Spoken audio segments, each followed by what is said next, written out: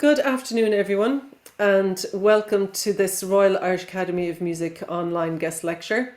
It's a great pleasure to introduce Professor John O'Flynn from Dublin City University, who will be presenting a lecture entitled Beyond Mise, Éire, Appraising Irish Composers' Involvement in Screen Productions 1916 to 1994.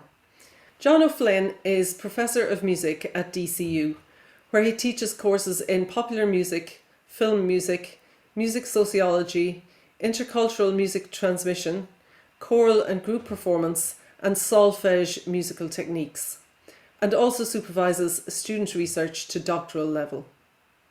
Between 1999 and 2008, he was lecturer in music at Mary Immaculate College, University of Limerick, and from 2008 to 2016, he was senior lecturer and head of music at St Patrick's College, DCU. He was programme leader for BA Music and directed the MA in Music at DCU from 2016 to 2020. He is the recipient of research fellowships from the Irish Research Council in 2008, on Ferris Fassa 2011 and St Patrick's College 2015, and of awards for excellence in teaching and learning from Mary Immaculate College 2007 and the Shannon Consortium of Higher Education Institutes in 2008. He is currently president of the Society for Musicology in Ireland, was founding chair of the Society for Music Education in Ireland, and served on the Council of Heads of Music in Higher Education in various roles, including chair. He is a long-serving member of the International Editorial Board of Music Education Research, a recently appointed advisory board member for both Irish Musical Studies and Performance Research Ireland, and general editor for the forthcoming book series Studies in Irish Music Education. To date, he has a total of 7 books and edited volumes published, and has written numerous peer-reviewed journal articles, book chapters, and encyclopedia entries. His most recent book, entitled Music, the Moving Image and Ireland, 1897 to 2017, was published by Routledge at the end of last year. Earlier books include The Irishness of Irish Music, published by Routledge in 2009, Made in Ireland, Studies in Popular Music, edited with Anya Manyoang and Lonan O'Brien in 2020, and Music and Identity in Ireland and Beyond, edited with Mark Fitzgerald in 2014. John also curates and promotes concerts at DCU, including the Lunchtime Concert Series since 2016, while from 2013 to 2021 he managed the annual Fidelio Trio Winter Chamber Music Festival. He is also active as a choral conductor and baritone recitalist. And we are delighted to have Professor John O'Flynn with us today, and taking time out of that busy schedule to present this guest lecture entitled Beyond Mise, Éire, Appraising Irish Composers' Involvement in Screen Productions 1916 to 1994. Thank you, John. Thank you very much, Denise, Professor Éire, and hello everybody, you're very welcome. Thank you for coming along. So just to talk about the title of the piece, first of all, as it's up here. For those of you who are not familiar, Mise, Éire is what might be termed as an iconic Irish film from 1959. It is a documentary feature. It is a widely popular film, and which we'll find out later, looks at retrospectively at the history of Irish independence. And its score composer, Sean O'Riordan, is often considered to be the leading Irish composer of the 20th century, for screen particularly. Now, so the term Beyond Mise, Éire is an attempt by me in this paper to say that while that is a very important part of the history, there's a wider history of composing for screen in the 20th century by Irish composers. And I just want to also maybe talk a little bit about what I mean by Irish composers, because of course there are many different ways of composing music, but primarily I'm looking at composers for concert music who also composed for screen. So when we come to the end of the 20th century, there may be many popular musicians and traditional musicians and others who are involved in producing music for screen. And I don't deal with that today. And indeed, I don't deal with some quite eminent composers such as Sean Davey and Bill Whelan, whose work was coming from a different type of music base than the composers I'm speaking today. But that doesn't imply any less respect for their contribution. It's just that this is what the focus is today. The years spanning are quite nominal, really, because there's one example from 1916, and 1994 represents the last composition for screen for a short documentary by Roger Doyle, who's one of the last composers referred to today. But what I really discuss looks at a largely hidden history, particularly of non-mainstream features, documentaries, and TV productions. And you could say that it's made in large part from these miniature forms that we don't get to see very often, but nonetheless, in my view, are quite significant in the development of composition generally, but also in the development of music for screen in Ireland throughout the 20th century. So as Denise kindly referred to, I had a book published recently this year titled Music, the Moving Image in Ireland, and you can see that it spans a slightly longer date range than that we're discussing today. And you might have gathered at this stage also that I look at a wide range of genres of music, not only that which comes from composers of concert music. I also want to state that the subject of the book, as in the geographical subject of the book, Ireland, includes Northern Ireland, so that although the majority of the production base does come from the part of Ireland politically termed Republic of Ireland, the book also looks at Northern Ireland and some of the themes that emerge from that, but also the connections between music in Northern Ireland and Ireland, which are critical throughout the 20th century. You'll be relieved to know that that's the only graph that you're going to see during the talk of the paper, because I don't deal with statistics.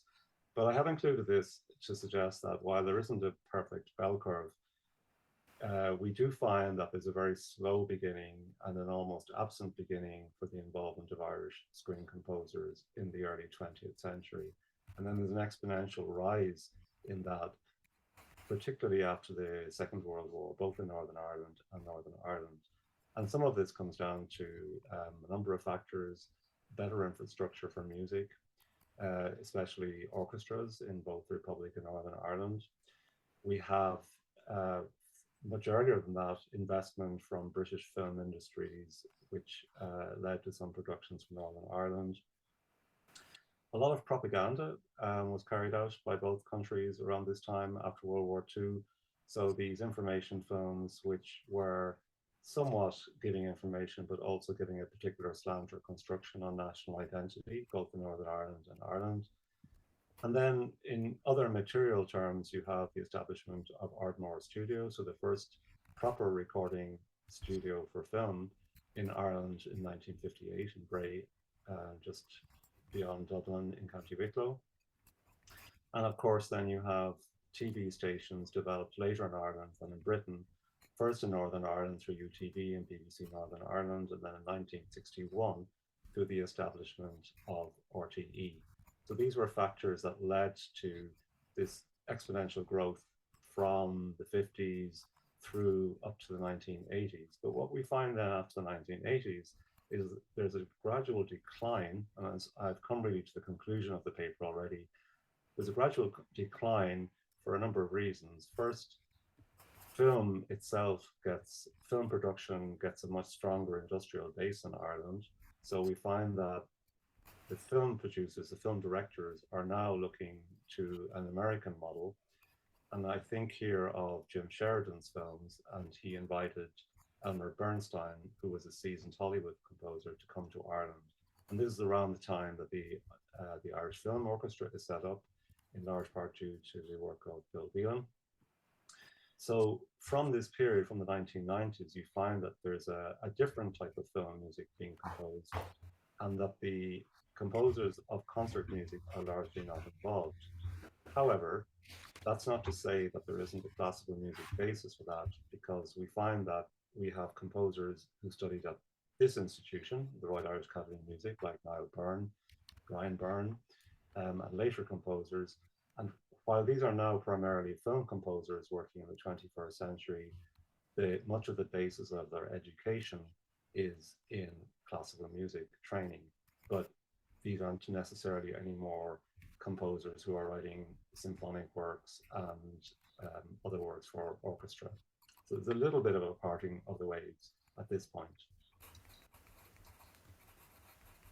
I think we've already had the introduction to the paper, Why Beyond Mise, Éire.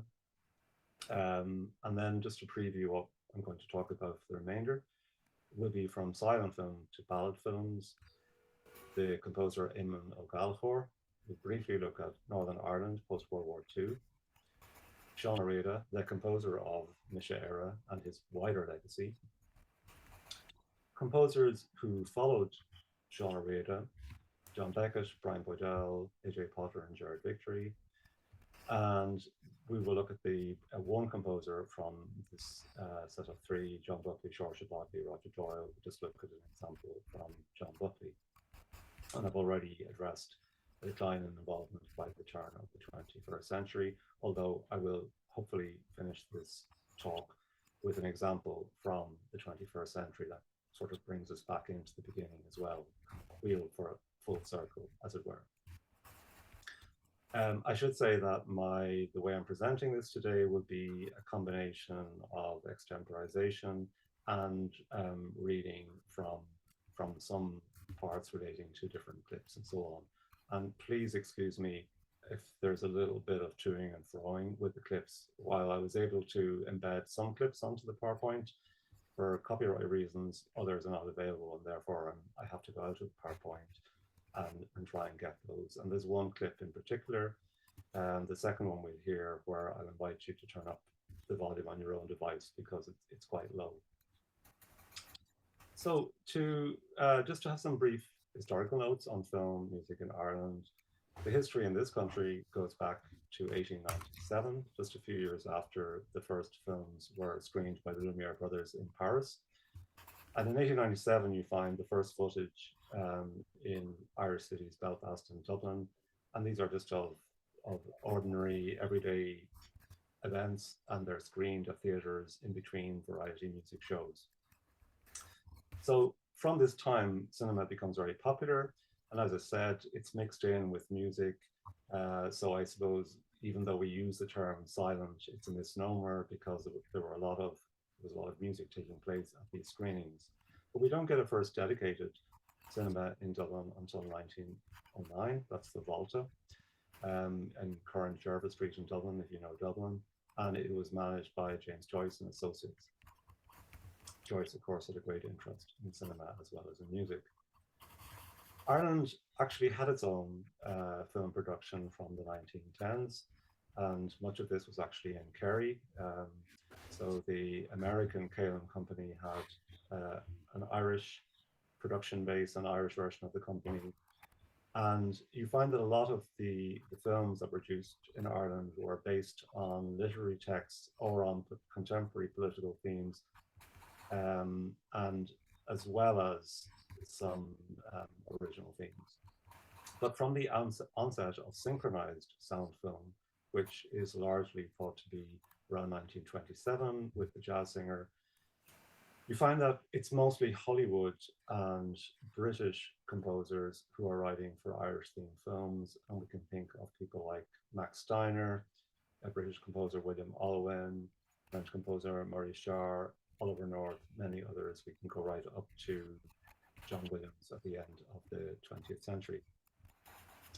So there was a lack of involvement by Irish composers in the early decades of the 20th century, partly because of the lack of music facilities, no sound recording facilities, and indeed so-called silent films continued to be made in Ireland up to the 1940s, and with two notable examples from the 1930s. And I'm not going to go into too much detail, and I would I hope maybe there's access to a copy of the book in the RIAM library, but you'll find detail on a lot of the topics that I'm really browsing through today in there. But even during the so-called silent era, the first full film score was composed by a person born in Ireland. That's Victor Herbert for Fall of a Nation, 1916. We'll come to that in a moment. And Herbert, who left Dublin and with his family and was educated in Germany, then moved to the United States. He became friends with Max Steiner. He actually apprenticed with Steiner on Steiner's operetta roadshows. And I believe that Herbert also influenced Steiner insofar as he would have informed Steiner on a lot of Irish sources. And you may or may not know that Max Steiner won the first Academy Award for original score with his Irish-themed film, The Informer, which was directed by John Ford. Now, at the same time that this was all happening in the United States as a center and in other major cinemas around Europe, particularly Germany, there was a thriving cinema orchestra scene in Dublin and other Irish cities. And I would refer you to the work of Dennis Condon on this. Dennis Condon is based in the Newton University of Film Studies, and you had many high-profile musicians who, in addition to their academic and composition work, were also involved as conductors or musicians. And one example that came to light in my research was we would know him as John F. Larche, but in cinema circles, he would have been Jack Larche. So I'm now going to just briefly go out of the PowerPoint for a moment, to stop the share, and to go into one clip from The Fall of a Nation. So as you may or may not know, it was more typical at the time, 1916, for cinema musicians to work on general kind of cues. So they would have source books of cues for dramatic music, romantic music, and so on. And it wouldn't particularly matter which piece of music they used, as long as it more or less accompanied the silent film that was being screened. But for Fall of a Nation, which followed the much more celebrated Birth of a Nation, although it's very controversial, obviously, in terms of its racial politics. For Fall of the Nation, you find that we have a first musical score that's dedicated towards the film, and that's by Dublin-born Victor Herbert. So we're just going to listen to one clip from that, hopefully.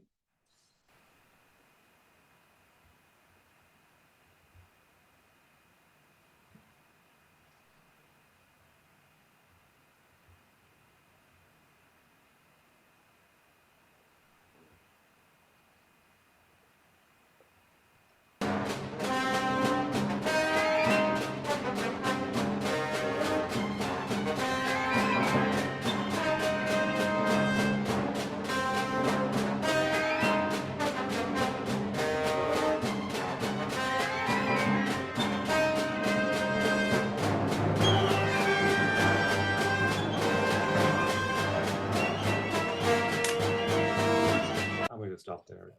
Kind of goes on in a very similar way, but very exciting to have this resource. So,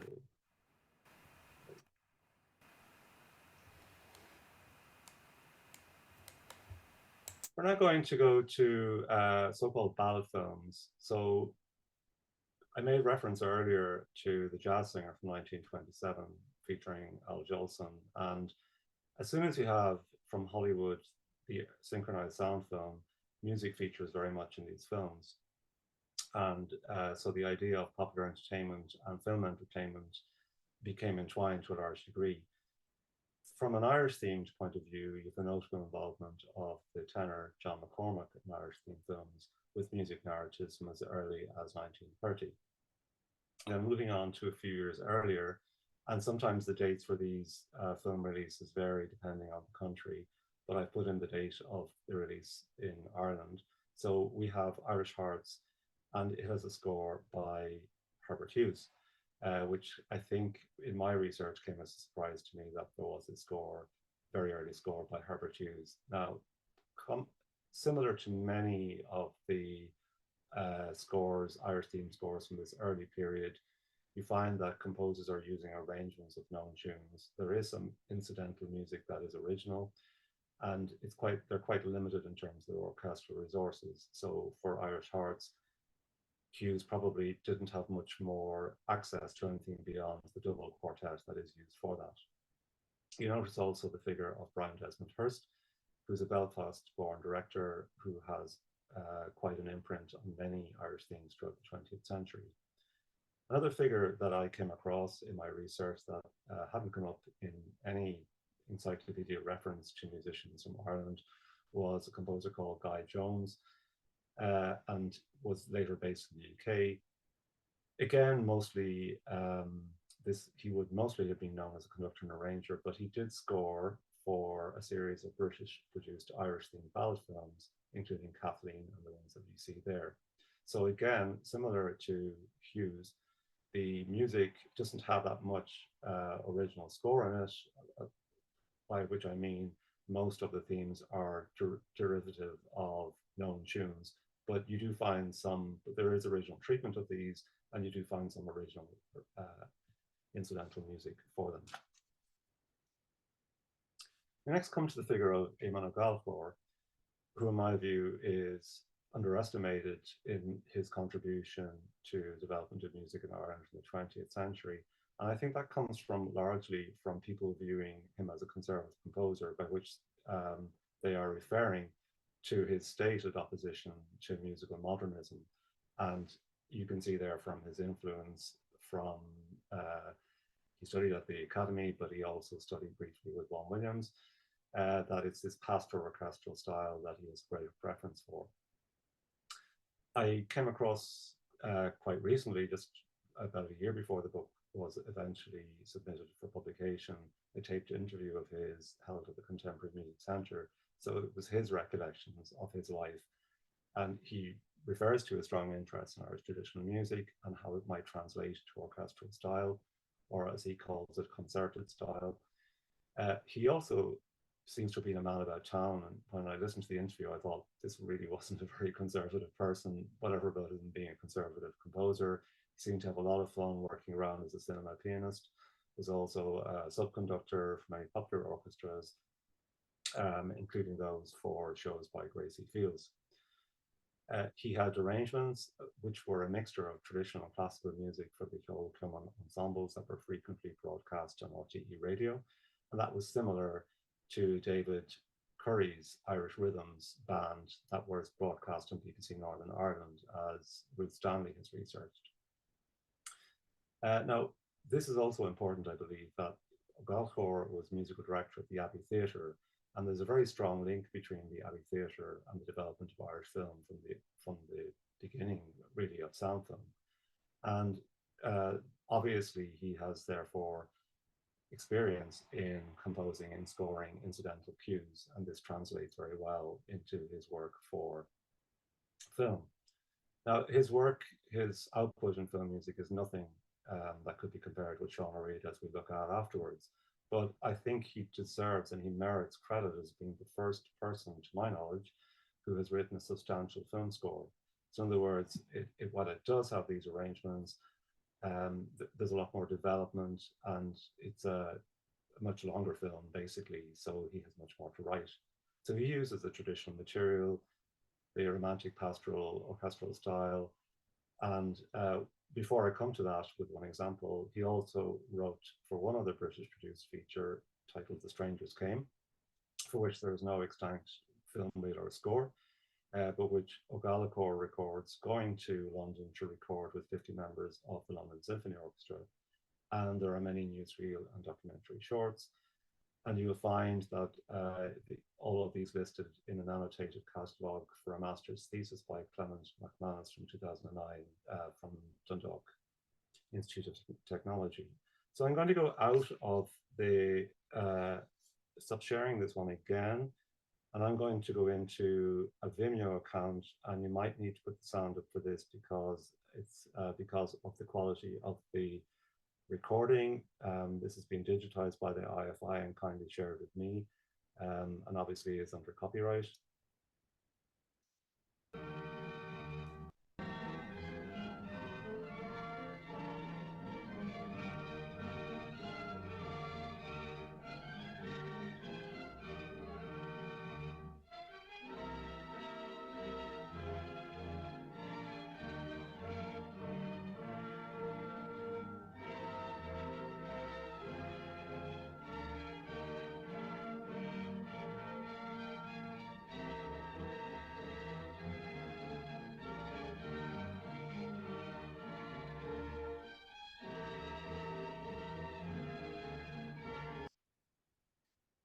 Right, so we have Sean Rida. So he's a classically trained composer. So he was au fait with modernist and avant-garde post-World War II idioms. But for ideological reasons and others, he gradually moved away from European art music to new ensembles of Irish traditional music. And like O'Gallagher, he was director of the Abbey Theatre from 1952 to 62. Sort of a breakthrough show of what for him was Oreida Sageti, the Sean Oreida in the Gaiety Theatre, and where he introduced this new ensemble, and it was quite radical in the presentation of Irish traditional music. And this was Kilturry Chuan, his ensemble, who later came on to be the chieftains, or many members from that group. So one of the reasons why I've said beyond Mise, Éire is because he had many more documentary film scores than this one film. And in fact, Mise, Éire was part of a trilogy. This was a trilogy of Gaelian produced films: Mise, Éire, 1959, Saoirse, 1961, and Antina Vio, 1966. And they have very similar kind of style, and I'll come to that in a moment. But you see then that he has also some later and in between documentaries. And by the time we get to Pobble, People of Ireland, which is about a half-an-hour film directed by Louis Marcus, you can see this progression in the style. And this now involves the chieftains with Sean Oreida, and it's much more fast-paced and very, very well edited combination of music and film. Less well known are Oreida's narrative film scores, so which there are two: Playboy of the Western World, and here we see the figure of Brian Desmond Hurst coming up again. And in this was quite a radical departure. So in one sense, we can regard it as very simple, because what Oreida did was he used original existing Irish tunes, and you see they're sketched out there from a copy of a page in a notebook from the Oreida collection in UCC. So it's quite simple, but on the other hand, it's quite radical, because instead of having an orchestra, you have these traditional musicians playing in heterophony, and they're quite free and it's quite liberal. And Brian Desmond Hurst actually noted on this in his memoir that working with the musicians in this way was seen as something quite experimental. And then we have Young Cassidy, which John Ford, who was wasn't well at the time, co-directed with Jack Cardiff. And for Young Cassidy, we'll hear a clip in a moment. This was actually, Oreida was based in Hollywood for a short period, and this was after Victor Herbert. This was the first, if you like, feature film that had international release by an Irish composer. But he largely adheres to a traditional sound for this, even if he is working with an orchestra. And that comes down to some of the keys that are used throughout, like the keys of D and G are commonly used. And as everybody in traditional music would know, those are commonly used keys. But it does represent a substantial development for Oreida. He has a further legacy, of course, through the appearance of the Chieftains in Barrylyndon from 1975. And there's the one original piece of music that appears in Barrylyndon is, in fact, an original air written by Sean Oreida called Manon Heron, or Women of Ireland. And this tune then is used again in Robin Hood, Ridley Scott's version from 2010, and it's used for the courtship dance between Robin Hood and Maid Marian. So you'll find, if you look up in any of the databases like IMDb and so on, that there are many other references and uses of Oreida's music. So it has a really long and extensive legacy. But I want to now look at, or in a moment, at the legacy on Irish composers. So we hear the Blackthorn Skipjig arranged for wind and strings.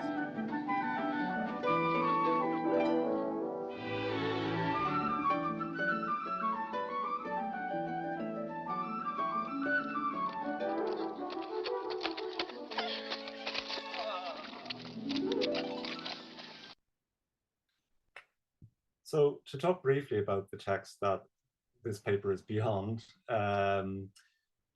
So it's Éire, Mise, Éire. It's based on a text by Pádraig Pearse, revolutionary. It's a documentary film charting the rise of modern independent Ireland. The narration is in the Irish language with music, and it does have original composition by Éire. George Morrison, the director, his idea for this was influenced by the earlier British documentary film Night Mail, which was one of the celebrated 1930s documentaries by British filmmakers, and it has a score by Benjamin Britten. For the soundtrack to Mise, Éire, in addition to music and narration, we have sound effects added, and these are superimposed on archival footage from the early 1900s up to the War of Independence. Well, in the case of Mise, Éire, it goes up to 1916, really.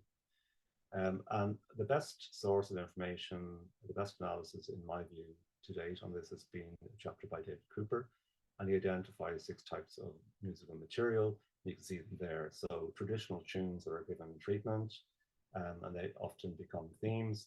Arrangement of light popular songs. The English language ones are often associated with the British enemy, as portrayed in these very nationalist documentaries. Original cues in Irish traditional style, military fanfares, and side drum calls. What Cooper terms original material and late romantic and Vaughan Williams style, but I also, and survey this, but I also sort of generally would regard this as a Hollywood style of film scoring.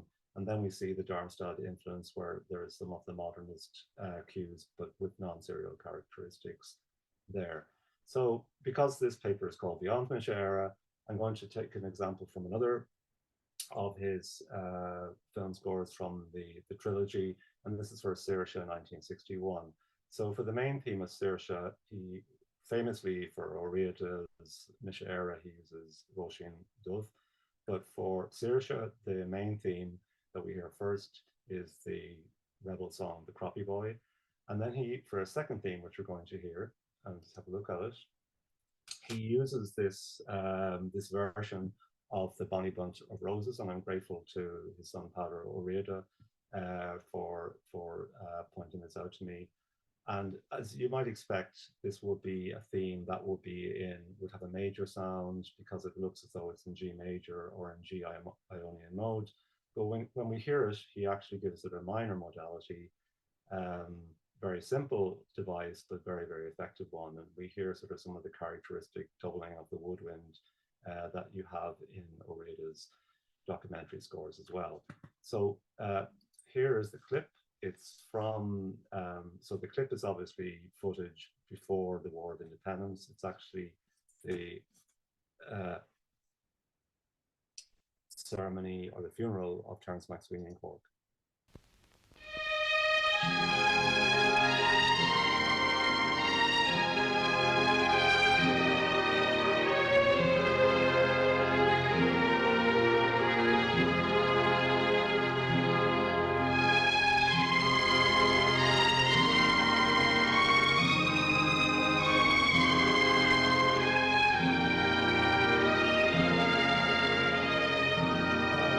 Brutal, but I have to move on in the interest of time. So to look at mid-century composers from or based in Northern Ireland, here's a list that I've compiled.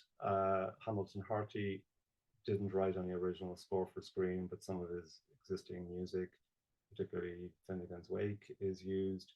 Herbert Hughes we referred to for one example.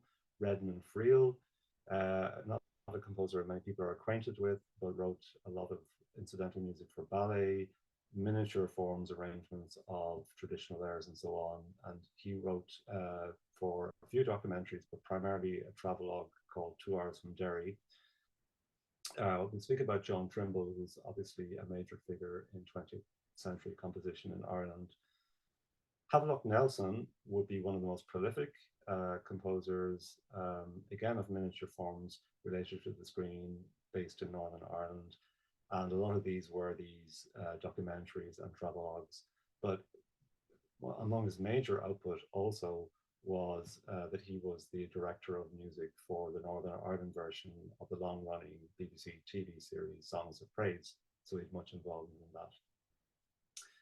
AJ Potter, although born in Belfast, moved to Dublin, and his career primarily was with RTE.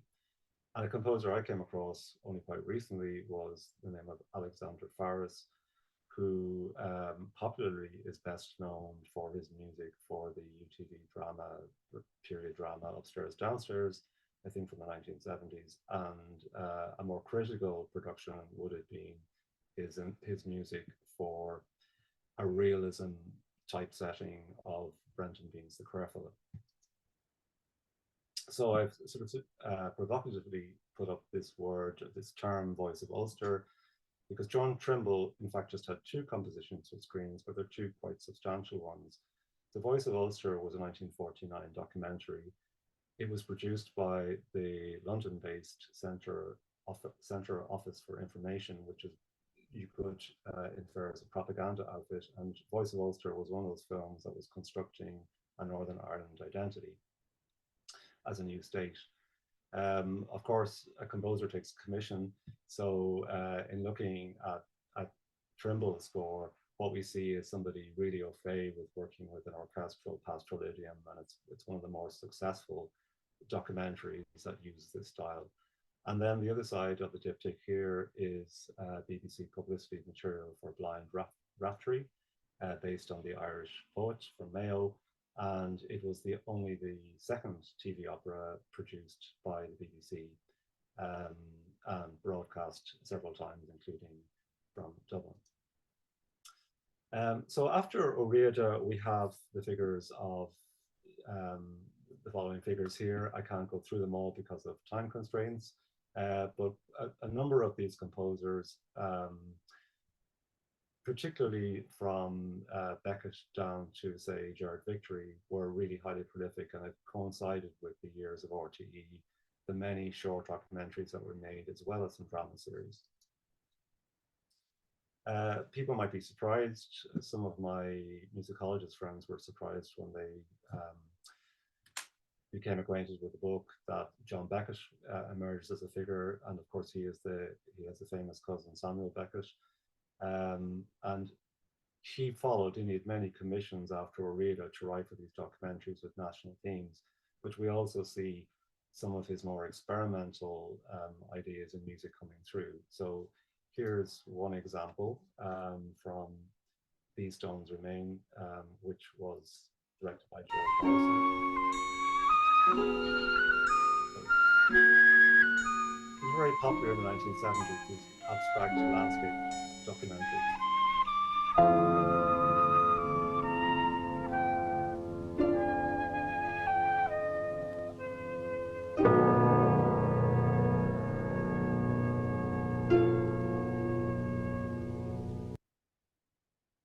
And again, moving on, so I was going to go out of the PowerPoint, but I dare not do it again, to talk about the more substantial work with landscape films. These are a number of films for which Brian Boydell scored, and I would refer you, I've written about this, but there's a more substantial treatment of these works by Boydell for screen by Laura Anderson in her chapter on the recent volume on Brian Boydell.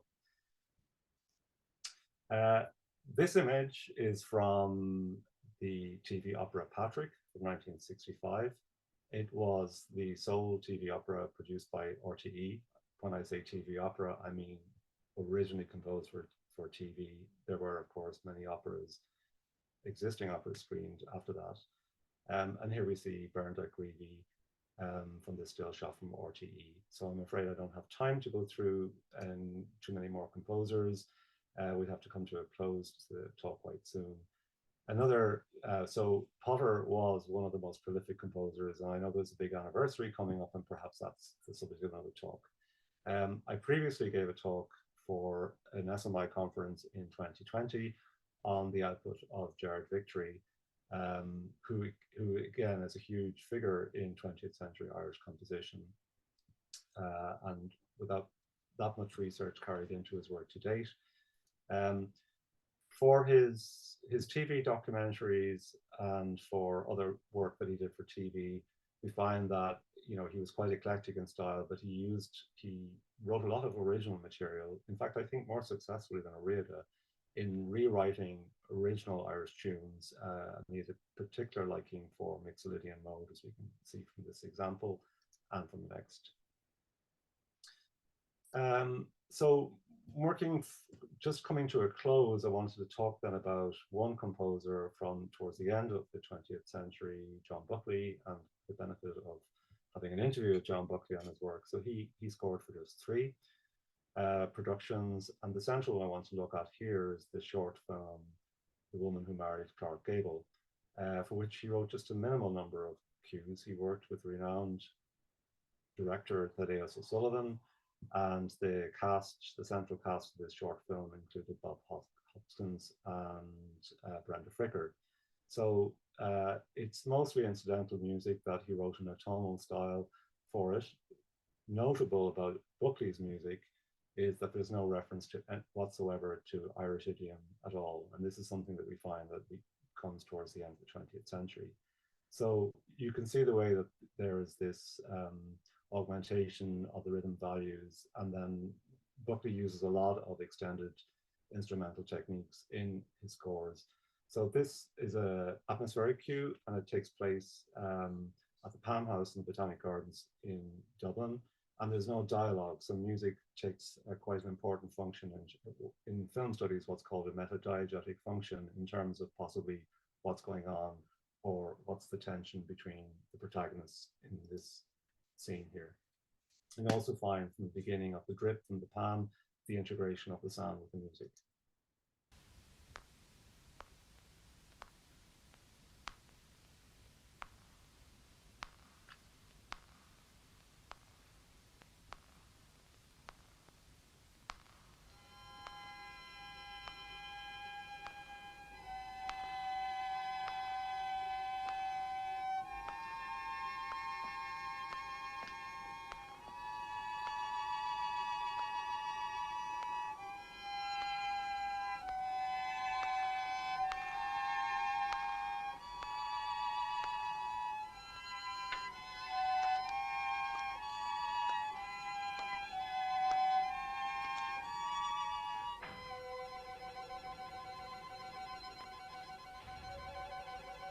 Okay, so almost finished.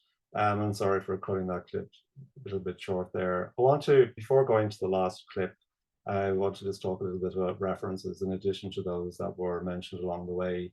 So the archives consulted primarily were that of Brian Bodell and Jared Victory in TCD. Remotely, Havelock Nelson's is available through Queen's University Belfast. The archive of AJ Potter is held by Sarah Byrne, who's very kindly shared materials. And then I've referred to Laura Anderson's work on Brian Bodell's scores for documentary films, Dennis Condon. I'd also recommend you, if you're interested in the topic, he has a fantastic blog, and to look at the where he tells what's going on and the music in different cinemas in the early 20th century. I won't go through all of these in turn, but they're all ones that are particularly relevant to today. And I'm going to finish with just a clip from the 21st century, and this is Mícheál Ó Súilleabháin, because it's a score written by an Irish composer, but for a remastered film. And this is The Irish Destiny, which is an amateur production from 1926, and we come to the end. So Ó Súilleabháin's love theme here is actually, in his own words, the deconstruction of the Irish national anthem, done in a very Hollywood, kind of a romantic Hollywood style. And obviously influenced by Bach and the Church life.